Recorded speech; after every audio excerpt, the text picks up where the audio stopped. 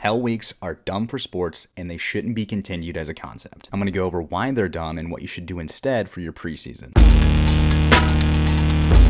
I've done a shorter video on this concept, and one of my favorite comments is from the football guys, where they're saying football is like war, so hell weeks are necessary. I know football is challenging, but to say it's like war is a bit much. Doing tough practices or doing challenging stuff with your teams to grow stronger is important. I agree with that. But most of the time, if not all the time, hell weeks are taken to an extreme and become doing hard things dumb. They tend to annoyingly lead to more injuries or athletes just hating to play their sport. It doesn't weed out the weak people either. A lot of times it just traumatizes young kids that might already be hesitant to play in a social setting because of their skill level. By starting off a season with 1 to 2 weeks of incredibly hard stuff is a good way to limp your team into the season. Definitely when oftentimes they come post-summer break where athletes should be resting a little bit and enjoying stuff outside of their sports. There is no professional team that does a hell week. And there's a reason for that. And the reason is their coaches are more experienced. They've surpassed the need to do something as a band-aid to invoke credibility, or doing something just because it's hard. Why do hell weeks even exist in the first place? I don't have a direct answer, but if I were to take a guess, it probably has to do with the cross-reference of hell weeks in the military shifting over into sports. And not to keep harping on football, but it probably started there. From a physical standpoint, to take an athlete and throw a bunch of running, sit-ups, and push-ups, or whatever nonsense is typically inside of a hell week, oftentimes is going to do more harm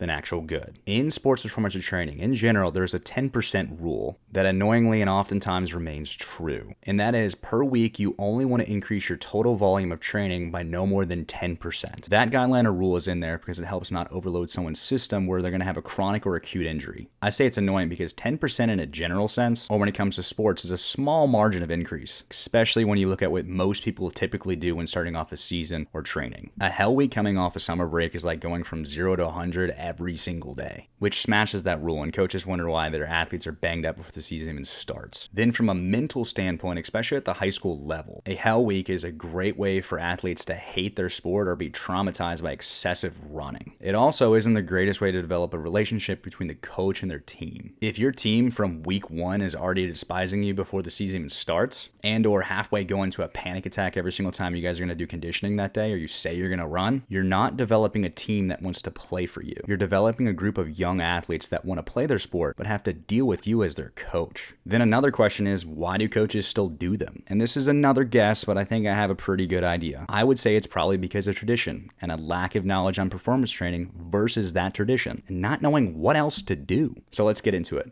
What should you do instead of a hell week? Or better yet, from a sports performance coach's perspective, how should you start off the season to have the best season you can? First of all, have a plan. Those first 2 weeks, on every single day, write down what you're going to do. You should have a warm-up for every single day that you as a coach are going to run.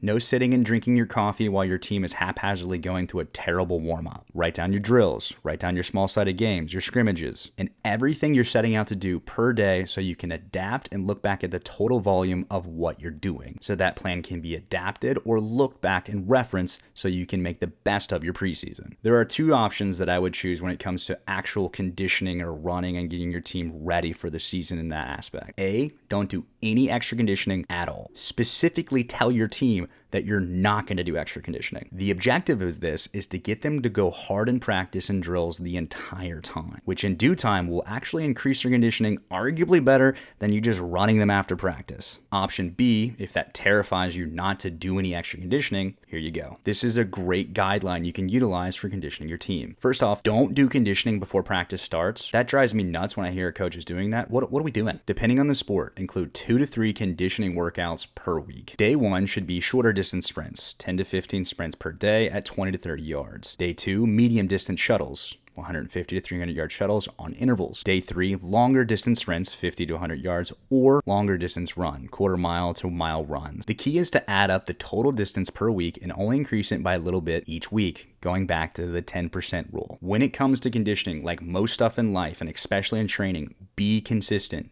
Don't do random workouts. Then each week, you want to consistently and progressively increase the total distance or intensity of the runs, slow and steady. Do it on the same exact day, do the same exact thing, and slowly add to, whether it's adding another sprint, adding a little more distance, increasing the interval intensity, whatever it is, it needs to be slow, steady, consistent, and don't just, again, randomly do stuff that's going to cause injury and it's not going to be as effective. And that's it. It almost seems too simple. Set up a game plan, execute the game plan, and consistently communicate with your athletes on how they're feeling, and always make sure to adapt when necessary. And one last thing, not all of your athletes are going to be in the same shape or conditioning level. Respect that fact, especially before running your athletes the first couple of weeks. In each workout, be sure to tell them how much they're going to do. Also, let them know, hey guys, I know some of you guys are older, I know some of you guys are in better shape, I know some of you guys can handle the conditioning a little bit better. These first couple of weeks, do the best you can. If you can't do a couple of the sprints, if you can't keep up with the pace a little bit, that's okay. I'm not going to yell at you, and I don't want you to feel panicked every single time we're going to do conditioning. I want you to progressively do what you can to build your conditioning and your level. Then over time, as you get further into the season and you know which each athlete is capable of, you can start pushing them more individually to the correct level. You kind of get a guideline of what you can expect out of each athlete and individually increase their capacity. Trust me, especially with female athletes, this goes a long way. It will develop a more trusting bond between you and your athlete, and they will learn to push themselves because they want to,